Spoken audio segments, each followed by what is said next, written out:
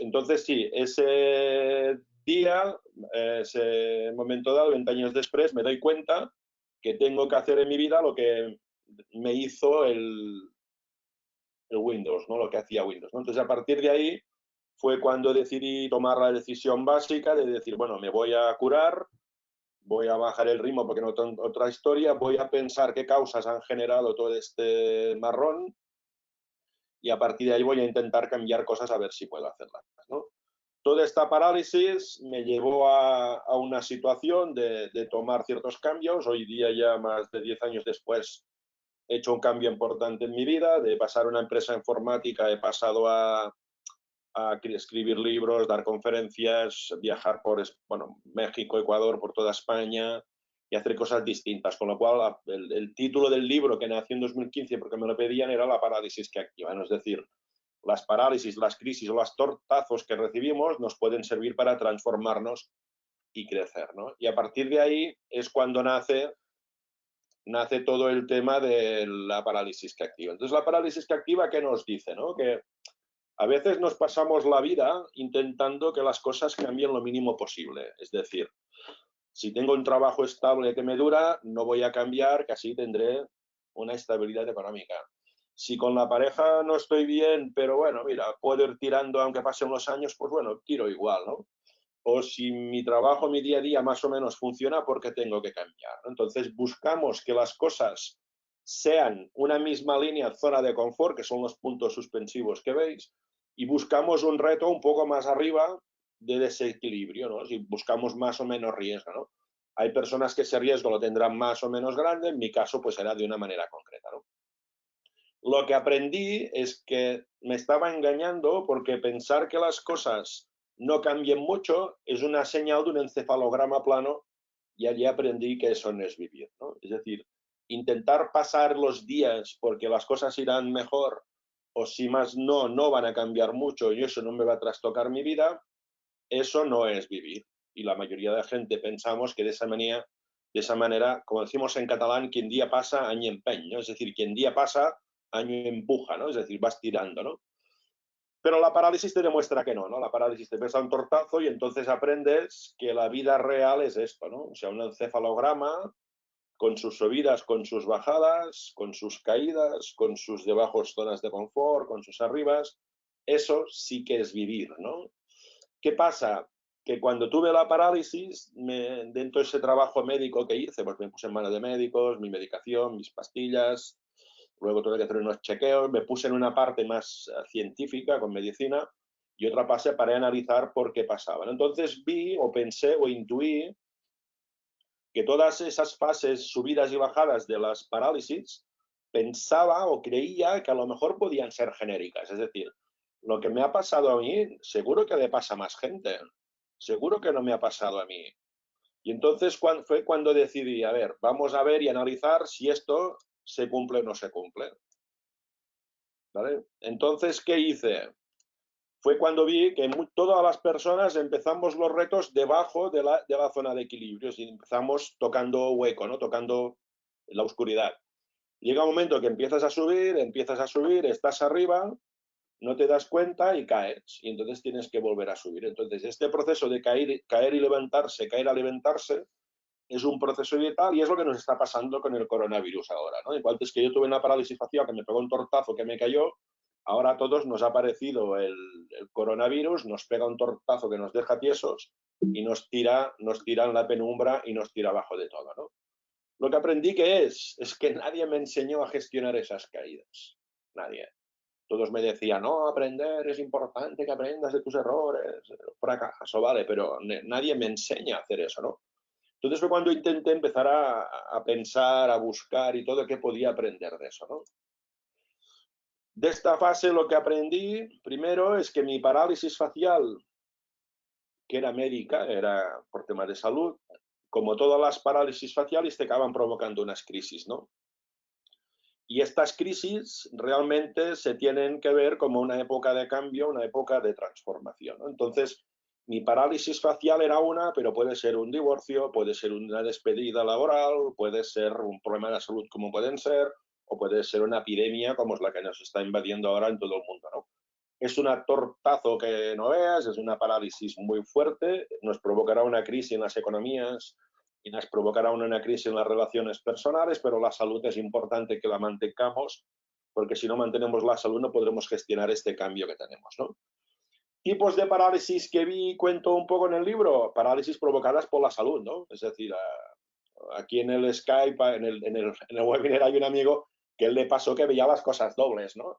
Había otra persona pues que le cogió un ataque al corazón, ¿no? Hay otros, todo tema, ¿no? Entonces, el modelo lo que dice que de estas cosas podemos aprender y hacerlas, ¿no? El principal problema de las parálisis es que cuando estamos arriba no nos damos cuenta que estamos a punto de caer. Estamos tan puestos en nuestro día a día que ignoramos las caídas. Pensamos que eso no va con nosotros, ¿no?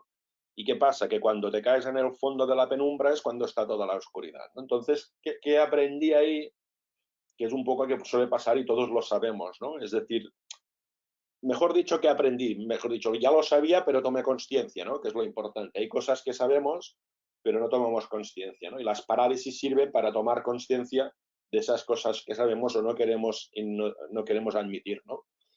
Que no percibimos o hasta que ignoramos los síntomas, ¿no? Entonces, ostras, creía que había unos síntomas que eran repetibles, ¿no? Es decir, ¿a quién no le bota el ojo en épocas de estrés, ¿no? Eso es un síntoma de hipertensión, una zona muy floja, muy débil aquí que empieza a botar. Entonces, el principal problema es que no detectábamos los síntomas y eso cuando lo analicé en mi caso personal, ¿dónde las vi? Vi que básicamente en mi vida hubieron dos grandes parálisis, me atrevo a decir, han habido. Una que era con 20 años, yo era fruto del fracaso escolar, es decir, acá en España y los que tenemos ya una edad estudiábamos BUP, yo hice primero de BUP, segundo de BUP, repetí, hice tercero de BUP, repetí tercero de BUP, hice COU, suspendí COU, la aprobé en selectividad, en las asignaturas en septiembre, pero suspendí selectividad. Y me encontré con 20 años sin estudios, sin formación ni nada, en una parálisis total, y a partir de ahí fue cuando tuve que pensar cómo me reinventaba o cómo hacía ese proceso de cambio, ¿no? Y la segunda parálisis que vi era la parálisis facial que os he comentado, que me vino con 38 años, ¿vale? Y a partir de ahí, esa otra parálisis también me puso debajo las tinieblas, ¿no? O sea, me tiró bajo del pozo, ¿no? ¿Y ahora dónde estoy? Pues ahora estoy en una fase que mi vida me trae parálisis y estoy en una fase que en lugar de quedarme en el pozo he aprendido a salir y a subir esa pendiente, porque esa pendiente o esa caída tiene un fin y esa pendiente tiene otro horizonte, ¿no? Todo este proceso, lo que aprendí en el tema y lo cuento en el libro, ¿vale? Y lo comentaremos un poquito hoy por encima, primero es que, como aprendizaje importante, ¿no? Nadie, o muy poca gente, perdonad si lo diga así, no somos conscientes de cuán cerca estamos de sufrir una parálisis. O sea, no tomamos conciencia de eso, ¿no? Es decir, podemos estar trabajando en un lugar que no estamos para nada contentos, pero no somos conscientes que a lo mejor nos echarán a la calle, nos tendremos que ir o nos darán problemas de salud. Esa distancia la ignoramos. Entonces, claro, como que la ignoras, cuando viene, y perdona que lo diga así, la hostia, ¡pam! Te viene y te quedas sorprendido, ¿no? Aprendí lo que hemos comentado un poquito antes, ¿no? Aprendí que nadie, repito, nadie nos ha enseñado a superar esas caídas. Y esa fue un poco mi obsesión, cómo poder inventarme algo que me ayude a superar esas caídas y cómo comunicarlas. Es lo único que aspiro yo, es a publicarlas, a explicarlas y en mis clientes o mis empresas acompañar, pero a nivel individual no me encargo de hacer esos procesos más psicológicos o terapeutas que a veces puede ser que se llegue a ese extremo, ¿no? Busqué maneras o procedimientos que sirvieran para superar esas caídas y que nos diera herramientas para tomar conciencia, ¿no? Y la tercera cosa que aprendí es que yo no podía esperarme a que las cosas se arreglaran por sí solas, ¿no?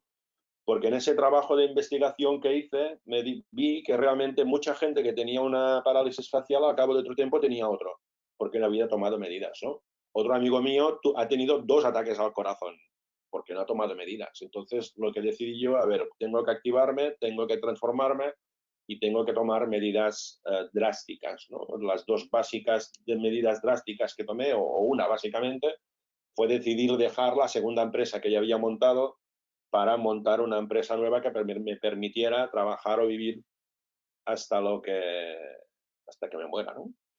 ¿Es una decisión arriesgada? Sí, no diré que no, que es una decisión arriesgada, pero si lo miras fríamente, más arriesgado es trabajar en algo que no te gusta, estar quemado y a partir de ahí eso da peores consecuencias, ¿no? Entonces, a partir de ahí, ¿qué vi? Que había un proceso, que el proceso empieza con un proceso de Mamoto Sapiens, que es la persona que toma iniciativa y nos tenemos que levantar y tenemos que avanzar. Y luego aprendí que la segunda fase del proceso es el relanzamiento, el activarse, que es la fase de la parálisis que activa, que es la que estamos comentando, ¿no? En la fase del proceso habían 3 etapas previas. Había una fase previa de los síntomas que me demostraban o que daban a entender que íbamos a caer. Luego había una fase que es el durante, el proceso de durante la caída, y la tercera fase que es la fase del después, donde hay unos aprendizajes, ¿no?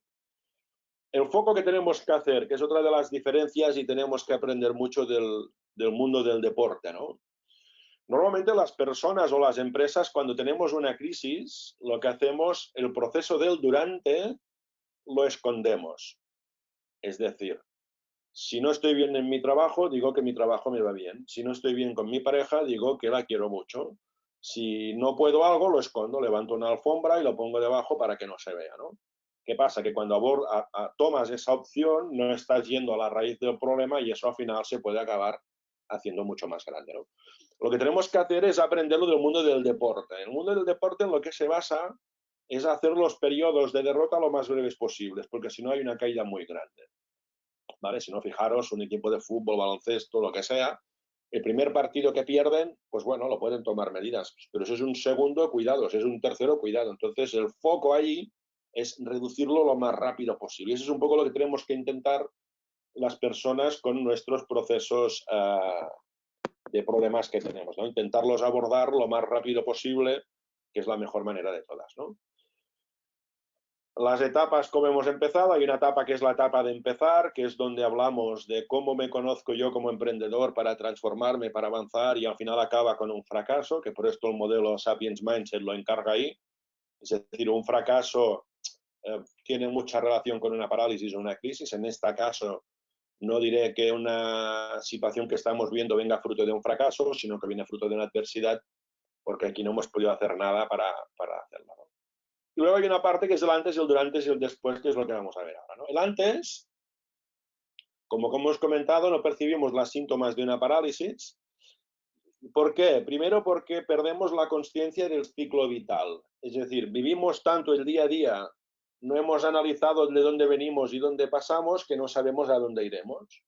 Entonces, toda esta situación te mete en un caos, ¿no? Entonces dices, ostras, pero a lo mejor con el trabajo que tengo no me hace feliz hace 10 años, ¿no? O a lo mejor la pareja hace 5 años que no la quiero, ¿no? O a lo mejor en mi casa ya estoy incómodo. Entonces, no tomemos conciencia real de lo que hemos hecho anteriormente, en qué fase estamos y en qué fase, que es lo más difícil, y es donde nosotros trabajamos mucho y es ahora un problema que será real, es dónde estaremos cuando esto acabe más allá de nuestro ciclo vital, nuestro futuro, ¿no? Entonces, tomar conciencia de dónde estaremos es básico para poderlo aprender. Y cuando antes lo hagamos mejor, porque este proceso de parálisis será importante tocarlo, ¿no?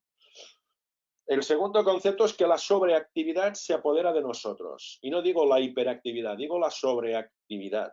Es decir, aparentar que hacemos cosas para no abordar el problema no sirve de nada, al contrario, lo agranda y nos hace menos eficientes, hace que aparentemos una máscara de lo que no damos y ahí es el problema. Es decir, sobreactividad es hacer una cosa que la puede hacer en un minuto, hacerla en 10 horas, es repetir una cosa 3 veces.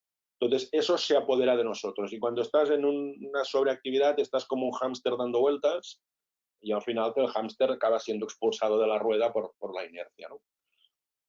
Y la tercera, se pierde la pasión. Es decir, cuando pierdes la pasión es complicado porque es muy difícil levantarla, ¿no? Y aunque dicen que a casa o el trabajo se va con la pasión y se va motivado, es muy complicado gestionarlo eso. Entonces, cuando pierdes la pasión, los ojos dejan de brillar, la sonrisa se esconde, los hombros empiezan a caer.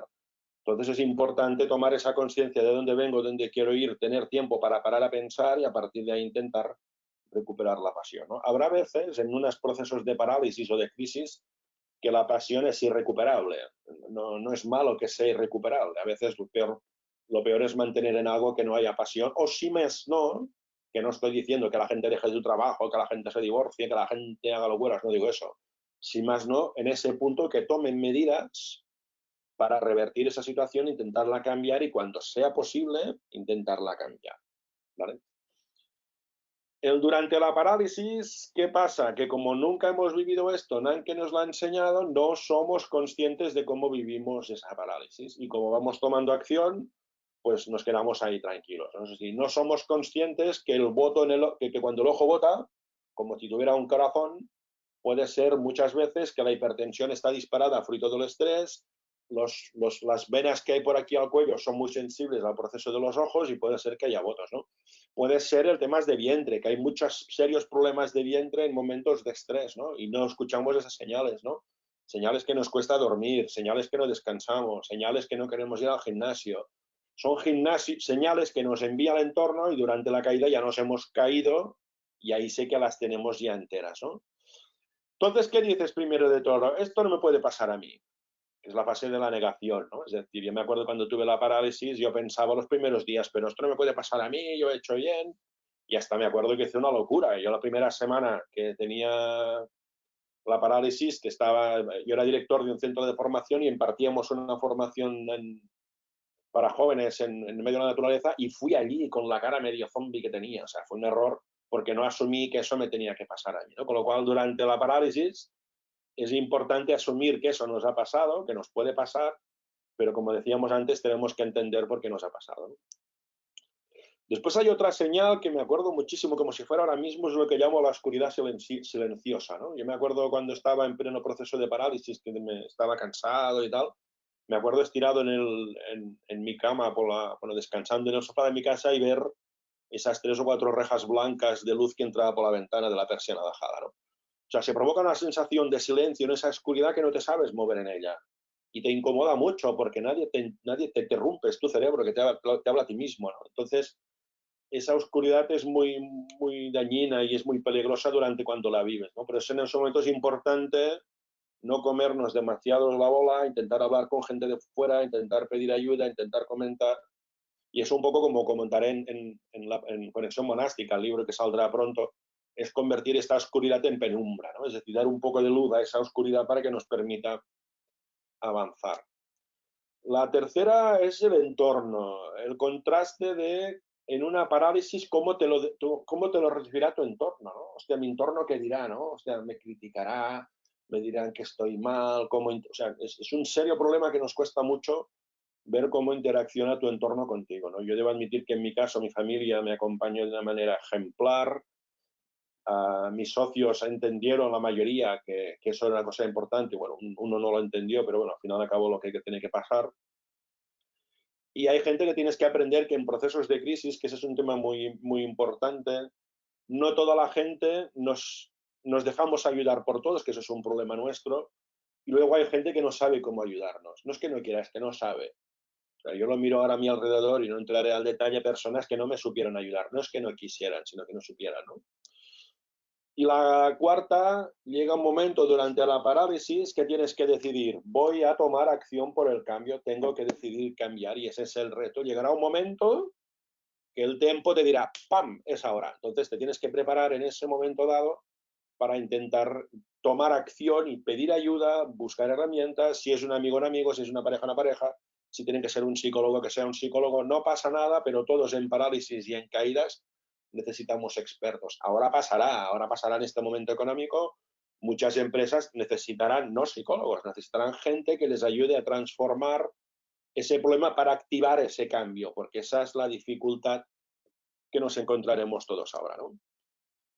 Y en el después, lo que determina que tenemos que hacer es decidir apostar por la acción por el cambio, tomar iniciativa, liderazgo personal, es decir, tomar que soy yo quien tengo que revertir esa situación, soy yo quien tengo que tomar iniciativa y soy yo quien tengo que apostar, que es un poco mi modelo, que es la Sapiens Mindset, ¿no? Luego lo que aprendí, y aquí os lo contaré ahora, las 12 aprendizajes, aprendí 12 cosas que eran las que más me sirvieron para cambiar y para evolucionar. Las comentaremos un poco por encima, pero luego, no sé si lo sabéis o lo habéis visto, si vais a través de las redes sociales podéis acceder al libro gratuitamente en formato ebook, ya sea en Amabook o ya sea en Kindle o una de las principales librerías digitales que hay en la red, ¿no? El primer aprendizaje es el que llamo la sostenibilidad del alma, ¿no? Es decir, el concepto de alma, yo no voy a entrar en conceptos físicos, si existe, si pesa o no pesa. Voy a entrar entendiendo el alma como aquello interno que me define, ¿no? Es decir, en mi caso lo que me definía, después de este trabajo de pensar y que ya llevaba haciendo tiempo, pero tomé conciencia, es que mi alma, mi esencia, es ser una persona que le gusta arriesgar y le gusta hacer cosas nuevas. Es decir, le gusta inventarme cosas, me gusta arrancar proyectos, me gusta estar con personas. Y el primer aprendizaje era hacer sostenible eso, es decir, voy a tomar decisiones que me permitan hacer sostenible mi esencia. Es decir, si a mí me gusta hacer eso, quiero hacerlo sostenible, ¿no? Y la primera decisión que tomé fue dejar la compañía que yo había montado. Fue un tema muy duro, que eso da para otro webinar, porque la mayoría de mis socios lo aceptaron, pero no lo aceptó, ¿no? Entonces, bueno, que era el director general en este caso, ¿no? Entonces, ¿por qué? Porque vi que la empresa que yo había montado ya no me permitía crear cosas. Me había convertido en una persona que se dedicaba a vender productos de tecnología. Y que no diga que no sea malo, aparte de mi proceso de venta diario es vender. Pero no, mi alma no es todo el día vender, era innovar. Si hubiera podido vender productos nuevos, mi alma hubiera sido sostenible. Esa empresa no podía, ¿no?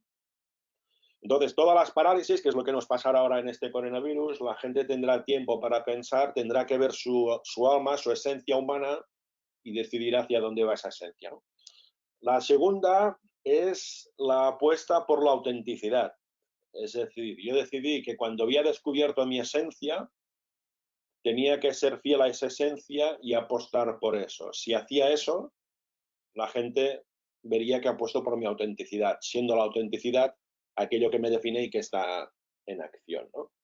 Una de las reflexiones que vi es que toda la gente que conocía fuera de mi entorno laboral me siguen viendo ahora igual que me veían antes, porque me veían con esa autenticidad de siempre, de probar, arriesgar, que es lo que hacía la organización que esté, ¿no? El cambio que hice en mi entorno laboral o vital fue hacer de mi trabajo mi pasión que me permitiera hacer esa autenticidad, ¿no?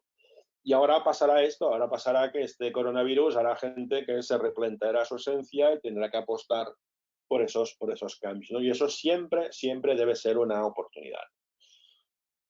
El tercero es los ataques de coherencia, es decir, vi que el ataque de la parálisis facial que tuve, un ataque al corazón que tuve, es relativamente, no diré fácil porque no es fácil, pero se puede mirar por qué se ha producido, ¿no? Vi que había una cosa peor que es el ataque de coherencia. Y yo había dejado de ser coherente. Entendiendo por coherencia, alinear mis sentimientos, lo que yo siento y me dice mi Albert Riba de adentro, con lo que digo y con lo que hago. Es decir, coherencia es alinear sentimientos con palabras, con hechos, ¿no? Entonces aprendí que cuando una de estas tres patas falla, las personas tenemos problemas. Ahora, con la crisis, o todo lo que estamos viviendo, mi sentimiento me dice, a ver, nos vamos a salir, nos tenemos que reinventar. Mis palabras me lo digo y lo cuelgo en los vídeos o lo que tenga que hacer. ¿Qué tengo que hacer? Tengo que tomar acciones para que las cosas cambien, ¿no? Los ataques de coherencia son importantísimos porque van a la raíz y eso ahí podemos intervenir y es un proceso humano, ¿no? Por eso yo creo que la crisis saldremos y pondremos en valor a todos los comportamientos humanos que tenemos ahora delante, ¿no? Las orejeras humanas, es decir, cogemos a un caballo, le ponemos las orejeras, le tapamos las orejas para que no vea, para que siga igual. Y digo, ostras, si los seres humanos vamos igual. O sea, todos vamos con las orejeras mirando, que no nos moleste mucho y que no queremos ver lo que nos rodea.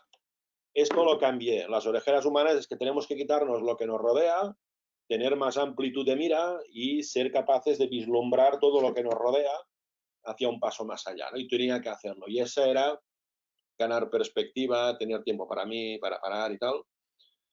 La quinta es la fortaleza de la vulnerabilidad. Allí aprendí que cuando acepto mi vulnerabilidad máxima, ¿qué es lo que te hace una parálisis? Te pone en tu vulnerabilidad máxima, es cuando puedes empezar a construir hacia tu fortaleza. Y esa fue mi apuesta, intentar trabajar cada día una fortaleza para convertir mis vulnerabilidades en fortalezas, ¿no? Y Por eso en mi vida ahora tengo muchas pausas programadas, luego lo contaremos, tengo mucho tiempo para mí, para mi gente querida, para mi vida en monasterios, porque me da espacio de relajación para trabajar esa vulnerabilidad e intentarla poner en valor. La sexta es de la toxicidad del pesimismo al contagio del optimismo. Aprendí que la gente tóxica suele ser por pesimismo, y el pesimismo me pone más nervioso a mí. No es que me bota un ojo, me botan dos ojos o todos los que tenga, pero el optimismo se contagia. Y ahora lo que está claro es que en el mundo que nos viene, que será durísimo, el optimismo será básico para vivir mejor y luego para ayudar a los otros a gestionar mejor esta crisis, ¿no? Y evidentemente el optimismo lleva asociado lo que hablábamos antes, ¿no? Una sostenibilidad del alma, gente auténtica, todo lo que hablamos. La séptima es la dulzura de la cicatriz, es decir, hoy en día miro esa parálisis facial con dulzura, esa cicatriz que me dejó tocado y que me obligó a cambiar, lo veo con dulzura y con cariño, ¿no? Porque gracias a eso soy quien soy ahora, y dentro de unos años espero mirar perdona que digo así, puto coronavirus, espero mirarlo con dulzura y con cariño, porque gracias, o no gracias, ese momento me habrá obligado a cambiar, intentar ser mejor, ¿no? Luego, el poder de la sonrisa, necesitamos sonreír, hay momentos de seriedad, pero necesitamos sonreír, sonrisas que salgan del corazón y porque ves que te levantas y que la gente disfruta. Entonces, tenemos que derecho a quejarnos, evidentemente, todos, yo también me quejo, pero también tenemos derecho a reír, con lo cual a reír, a sonreír y a hacer broma y a disfrutar siempre con respeto, que eso nos hace más falta que nunca, ¿no? La novena era los ritmos vitales, es decir, el ritmo de mi vida va a una velocidad y el ritmo del entorno a veces va a otra. Esto en Mamuto Sapiens hablo del tempo, que el tempo suele ser asociado más al corto plazo, a temas tácticos. El ritmo vital es más estratégico, es decir, mi ritmo de vida va a una manera. Es decir, si yo soy una persona emprendedora que cambia y va a cambiar, mi entorno más o menos tiene que alinear estos ritmos. No digo que vayan iguales, sino que vayan alineados, ¿eh?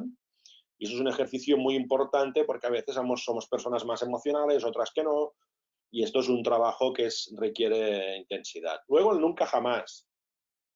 Aprendí que las mejores decisiones en mi vida que he tomado, de las mejores, eran cuando hice aquello que decía que nunca jamás haría. Fijaros, esto no lo haré nunca, pum, lo tenía que hacer y ahí empieza el éxito, ¿no? Ejemplos, me dediqué a pensar. Yo siempre dije que nunca estudiaría másters ni me gastaría pasta en un máster en una universidad.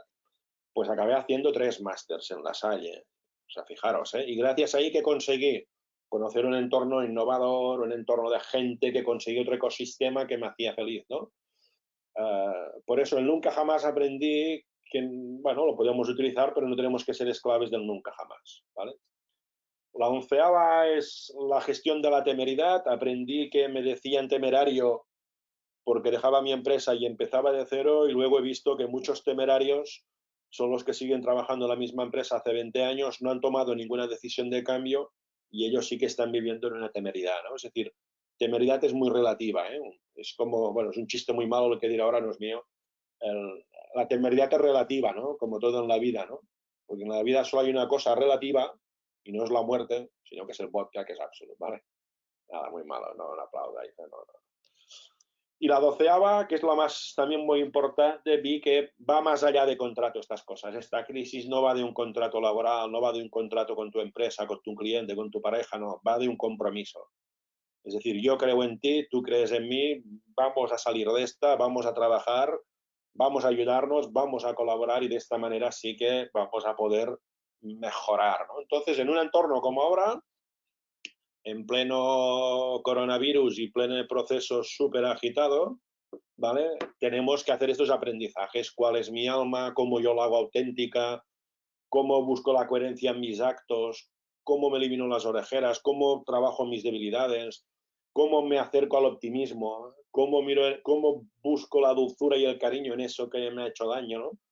¿Cómo miro de sonreír mejor? ¿Cómo evito los nunca jamás? ¿Cómo gestiono la temeridad? Y sobre todo ahora, ¿cómo me comprometo a salir de esta y con mi entorno, ¿no? Y la sociedad, creo que en este caso el coronavirus nos está dando un ejemplo de compromiso, de gente que está ayudando, gente que está haciendo, gente que está tirando. Y este es un poco lo que tenemos que aspirar, ¿no? En el libro os invito a verlo, a leerlo, veréis que al final ahí lo que me hice fue investigar si todo esto que yo hablaba de las parálisis eran en entornos distintos. Ahí en el libro habla Fabián Martín, exboxeador, exfutbolista, que tú por distintos accidentes y casuísticas se ha acabado reinventando. Luego tenéis Miriam Díaz Aroca, está Pedro Ruiz, está Chesco Spar, está Elena Gadel, estaba en esa revuelta de la empresa Naturhaus, nos cuenta casos ahí. Xavi Berneda de Múnich, que es otro ejemplo muy importante de cómo la empresa vivió crisis y parálisis. De ahí podemos aprender mucho, porque los que estamos liderando empresas y gestionando empresas vamos a vivir esa situación. Luego son Lucía Caram, que también la conocéis, Joan Renard, que es el director general de Vichy Catalano, Garbiñe Básolo, una ex modelo Miss España, también que vivió una parálisis y se reinventó de una forma muy buena, ¿no? Como herramientas que aprendí que la planificación no tenía que ir de 1 a 2, sino que tenía que ir de 2 a 1. Es decir, ahora estamos viviendo la parálisis que la estamos viviendo, pero en una modernidad líquida como estamos ahora, no podemos planificar el futuro cómo será, porque no tenemos ni pajotera idea, nadie lo sabe. Lo que tenemos que hacer es dibujar escenarios futuros, intentar inspirarnos, innovar, buscar cosas nuevas y buscar hipótesis y movernos en esa sociedad líquida o modernidad líquida que hablaba Zygmunt Bauman, ¿no? Es decir, cómo genero hipótesis y esas hipótesis me tienen ocupado, me tienen pensado para construir, pero siempre desde la serenidad, desde la esencia, desde la autenticidad y todo, ¿no? Y luego me inventé una herramienta que se llama las pausas programadas, que os invito a que las hagáis también podéis hacerlas de una manera que está muy bien, que es que se trata en convertir las parálisis en pausas y pasar del reactivo al proactivo. Es decir, vi que cuando me viene una hostia es una parálisis que yo no puedo decidir nada y cuando me viene una pausa la puedo planificar yo. Es decir, una parálisis es reactiva y una pausa es proactiva. Eso requiere que tengo que tomar acción y decir, ahora yo tomo el mando y voy a intentar. Entonces, las pausas lo que permite o lo que te pide es que hagáis un ejercicio que es decir, uno, voy a definir un tipo de pausa, es decir, ¿para qué necesito parar? Es decir, un para qué. Dos, ¿qué duración necesita esa pausa? Es decir, 5 minutos, 3/4 de hora, 1 hora, 2 días. Y tres, una periodicidad. ¿Cada cuándo lo hago? ¿Cada día, cada mañana, cada tarde, cada 2 días, cada semana, cada mes? ¿Vale?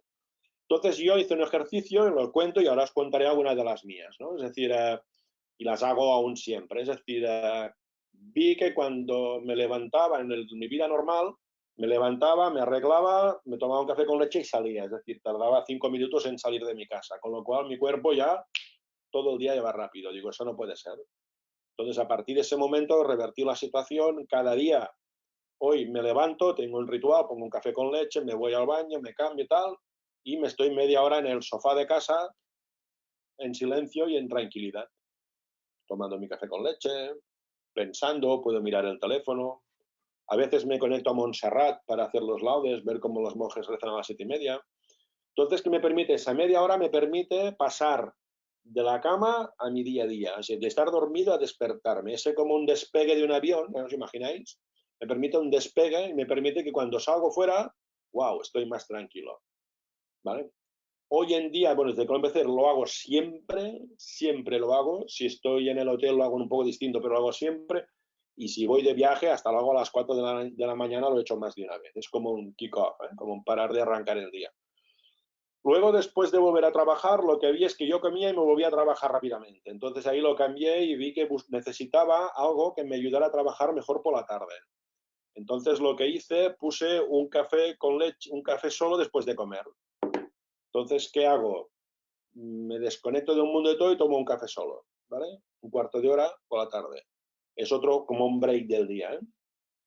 Luego, una cosa que no hacía casi nunca, ahora hago casi siempre, al final de semana hago una planificación, una revisión y planificación de la semana. A ver, qué he hecho esta semana, qué he hecho bien, qué he hecho mal, cómo trabajar, no sé qué, y qué voy a planificar la semana que viene. Es como si fueran emulando un poco ya los ejercicios espirituales de los jesuitas, ¿no? Es decir, cada día o cada semana pensar en esa visión de futuro que íbamos a hacer y eso me da, pues, me da certezas, me da o previsiones de poder cambiar cosas, ¿no? Y luego la más exagerada que puse es que empecé a descubrir la vida monástica hace 10 años, empecé a ir a Montserrat cada 3 meses y ahora sigo yendo durante 10 años y voy a encerrarme 2 días en un monasterio para tener una vista más larga de 2 días y ver como una visión mucho más estratégica de todo, ¿no? Yo lo hago cada 3 meses y precisamente de todos estos aprendizajes es lo que hemos decidí escribir un libro que se publica ahora en abril, ¿no? Conclusión final del webinar, y más o menos hemos encajado el tiempo. La conclusión va que tenemos derecho a caernos, pero va de levantarnos y mientras nos levantamos, irnos despojando de todas las cosas que nos van sobrando. Fijaros que aquí yo tuve esta idea del diseño, pero Sergio, que también está conectado, mi editor Sergio Bulat, aportó la gran, brillante idea de ir quitando cosas, ¿no? Es decir, vamos a caer, vamos a levantarnos, vamos a compartir y vamos a dejar cosas para salir de estas más ligeros, más activos y más optimistas a puede ser, ¿no? Entonces, a partir de ahora, si os parece, vamos a intentar a compartir, ¿vale? Y vamos a intentar hacer preguntas o lo que queráis si os parece alguna cosa, ¿vale? ¿Os parece bien hasta ahora?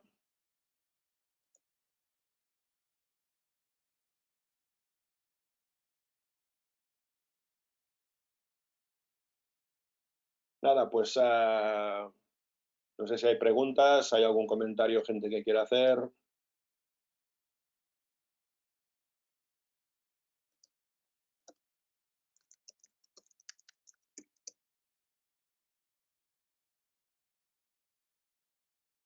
A ver, aquí tenemos la primera pregunta de Carla que dice cómo hacer un cambio rápido sin perder el objetivo.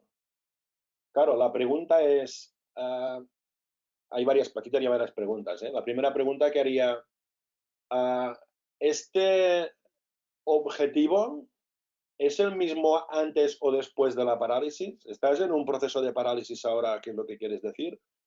Lo que está claro es que siendo una o siendo otra,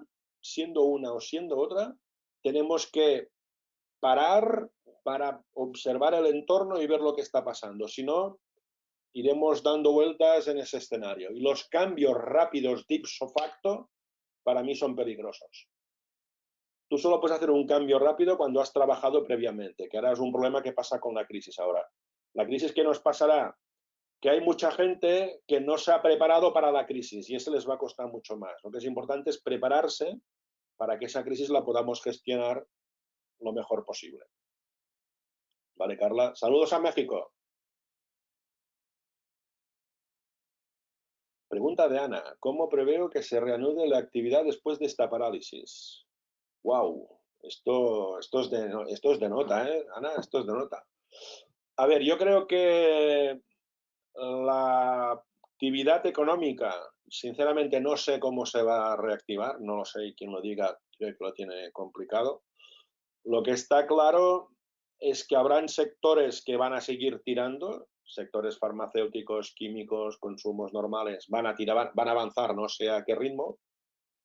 A nivel personal hay mucha gente que va a caer, evidentemente, pero lo que es importante es ahora, lo que diría, es que aprovechemos todo este tiempo que tenemos. Algunos expertos dicen que será todo abril como mínimo, ¿eh? Al menos acá en España, ¿eh? Los amigos de México van con un decalaje de tiempo que será más.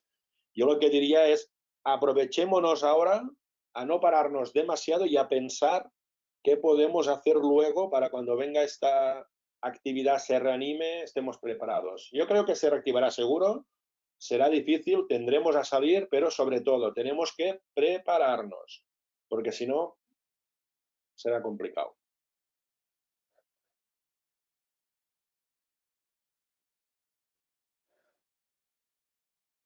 Estos temas suelen pasar a menudo, cuando hago este tipo de mis conferencias, es algo que me suele pasar y más en la parálisis que activa, es que a la gente le cuesta preguntar en público estas cosas. ¿Por qué? Porque esto va a la raíz de uno mismo. Entonces esto es como el síntoma del príncipe, del rey desnudo, ¿no? Hostia, me voy a desnudar y muestro quién soy. La gente no está preparada, ¿no?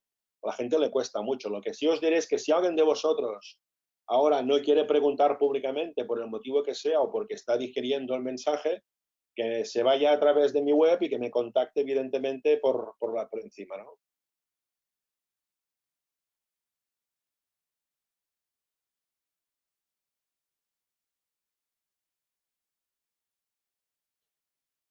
Sí, evidentemente evidentemente la crisis van a desaparecer profesiones y otras van a florecer. Al que no haya preparado o esté preparando, lo va a pasar regular por ser generoso. Javier López, totalmente de acuerdo. Es cierto, el otro día hablaba también con gente de fuera de España, ¿no? Y ahí tenemos que ser conscientes que, voy a hablar del caso de España ahora, ¿no? Que hay gente que está sufriendo mucho y hay gente que va a sufrir y será durísimo. Entonces yo ahí diría dos cosas básicamente. Dentro del mal que se está haciendo en España, hay cosas que no están yendo para nada bien. Dentro del suerte que tenemos es que tenemos un Estado público y tenemos sanidad pública y hay mucha gente, hay muchos muertos que es muy heavy, pero peores en Estados Unidos, temas de sanidad, hay países que es mucho más complicado, hay gente que será difícil, entonces aquí en España, en este caso, dentro del mal tenemos esa parte. Y luego, agarrando un poco con lo que dice Javier de ser generosos, ahora es básico ser generosos y hacer planes de contingencia. Ahora es momento de ayudarnos, es momento de hacer cosas. Yo por esto, cuando me contactó Sergio Bulat de la editorial por el tema del libro, cómo podíamos ayudar y si estaba dispuesto a hacer algo con el libro, dije que encantado. O sea, que la gente se descargue la parálisis que activa ahora para ayudarnos, que pedid lo que queráis para ayudarnos y entre todos ayudémonos porque es la manera. Y lo que está claro es que cuando salgamos de la crisis, lo que nos ayudaremos será los que nos hemos ayudado durante la caída, ¿no? Entonces, a partir de ahí, ayudémonos, pidamos, seamos colaborativos, compartamos ideas, compartamos ayudas sin ningún tipo de problema, que ahí creo, donde sí que creo mucho en el factor del ser humano y creo mucho en el humanismo y estoy seguro que de esta saldremos porque la sociedad ha pedido cosas peores, creo, ¿no? Es muy importante en la fase durante sea lo más corta posible, es más importante que la gente se deje ayudar, reconocer el problema porque uno es dentro de su situación, totalmente de acuerdo. Sí, sí, sí, sí. La fase del durante es muy importante porque a veces si no te conoces tú muy bien y no eres muy consciente tú de lo que estás haciendo, ves tus ayudas de tu entorno como una amenaza, ¿eh? Yo tengo un buen amigo que pasó por esta situación esta vez y él me lo comentaba, el ejercicio de salir y pedir ayuda es muy duro, y yo lo vi pues con la pareja que tuve en ese momento, ¿no? Era una chica que era encantadora, nos queríamos muchísimo, pero no sabía ayudarme. Yo tampoco me dejaba ayudar. Entonces parece que estemos peleados, ¿no? Y tampoco es eso, ¿no? Entonces es importante que tengamos esa humildad de aceptar nuestra vulnerabilidad. Oye, que en esto no soy bueno, me tengo que dejar ayudar y no interpretar mal el que no me ayuda, que no me dice nada, es que no me quiera, ¿no? Es decir, hay mucha gente que me ha llamado porque estoy en la conca de Ódena y como todos sabéis es la zona crítica, hay gente que me está llamando y me está enviando mensajes. Esta gente me quiere porque me aprecian, pero el que no me llama no quiere decir que no me quiera o no me aprecia. A lo mejor está tan ocupado que no sabe ni cómo llamarme, ¿no? ¿Vale? Esto me pasó con la parálisis. Había una persona de la organización que yo estábamos, que chocábamos siempre y me enviaba mensajes él para hacerlo, ¿no? Otra pregunta, ¿eh? Una parálisis es un cambio forzoso no planeado. ¿Qué nos lleva a cambiar o a salir de nuestra zona de confort? ¿Qué consejos darías para que este cambio sea controlado y sea positivo? A ver, hay parálisis, entendiendo la parálisis como algo forzado, ¿vale? Que nos lleva a salir de nuestra zona de confort, evidentemente, lo que diría es hacer este trabajo previo a salir o donde yo estaba, ¿no? Este concepto de coherencia, ¿no? Los sentimientos, lo que siento y lo que hago, pero hacer un trabajo personal de mirar muy para adentro, ¿eh? Eso es importante, ¿eh? Es decir, salir de la zona de confort, os invito a que miremos Mammuto Sapiens y si un día tenemos que hacer algo, pues ya lo plantearemos.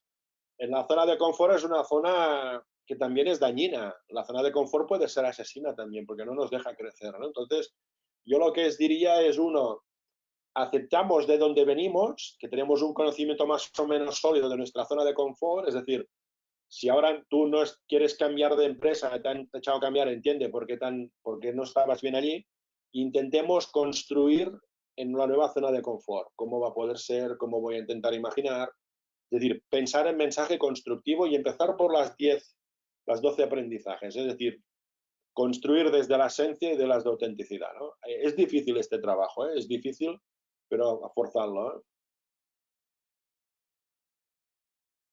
A ver, Raquel dice, es decir, el COVID es una parálisis global forzada que a todos nos saca de la zona de confort o de estrés, sobreocupación, etcétera. ¿Qué nos aconsejarías para llevarla a positivo? Evidentemente, el COVID Y perdona, yo diría que no, no es una parálisis, es una gran parálisis, una gran putada que nos toca los huevos a todos. Huevos o lo que queráis. Es decir, es una gran marrón de nariz y es difícil, ¿no? Yo lo que diré es un poco, como dicen los expertos y los psicólogos y tal, es asumir esa situación que estamos.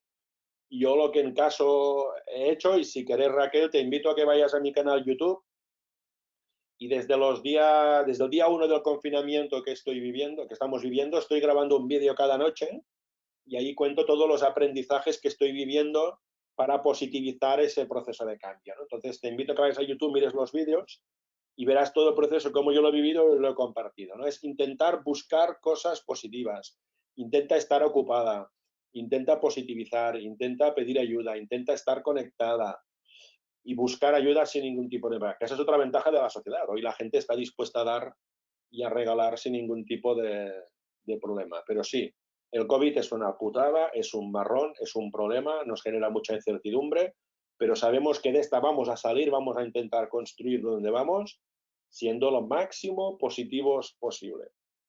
Todos tenemos un bajón. Lo verás en los vídeos. Hay un vídeo mío que es más de bajones. ¿Vale? Pues no está mal la gente lo que va preguntando, ¿eh?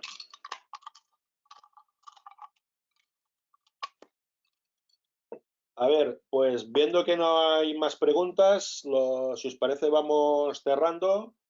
En primer lugar, disculpar un poco los 2 o 3 minutos de retraso que hemos tenido para empezar, ¿vale? Alguno dirá que no es nada, pero bueno, los que tenemos la vida de monje somos muy disciplinados en la puntualidad. Estábamos también aquí con Ricard preparándolo. Agradecer sobre todo a Flock por la promoción y organizar todo este webinar. Agradecer a Amabook por ayudarnos en todo el tema de ofrecer el ebook gratuito a través de todas las redes. Os invito a que lo bajéis y todo el tema. Y sobre todo a Urano, gracias por estar siempre a mi lado, confiar en mis pajas mentales, en mis libros, ayudar en este escenario y gracias sobre todo también a Sergio, mi gran amigo y gran editor que me ha acompañado en este proceso, ¿no? Nada más, despedirme, me pongo en contacto con vosotros, veréis que soy una persona que suelo contestar, tenéis mi Twitter, mi LinkedIn, mi Facebook, pedid y todo lo que pueda dar os daré. Como digo siempre, contactad conmigo y cuidado que voy a responder. Gracias a todos, besos y abrazos. Chao.